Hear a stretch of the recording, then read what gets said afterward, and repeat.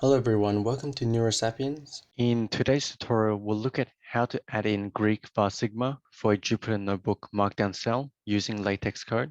So we'll start here by creating a new Markdown cell. And here we'll add in Varsigma, followed by LaTeX Code, which is a backslash, followed by lowercase VARSIGMA. And to actually show Varsigma, we need to add $2 symbols before the LaTeX code, as well as $2 symbols after the LaTeX code. So now when we run the cell, we have the Greek Varsigma here centered in the middle of the Jupyter Notebook Markdown cell. So this is how to add Varsigma to a Jupyter Notebook Markdown cell using LaTeX code. If you found this tutorial helpful, please give it a thumbs up, subscribe and click the notification bell for weekly videos. Please share the video with anyone who you think would benefit from the content and comment below what topics you would like to learn.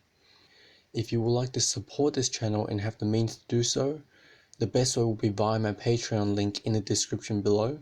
Happy learning and I'll see you in the next tutorial.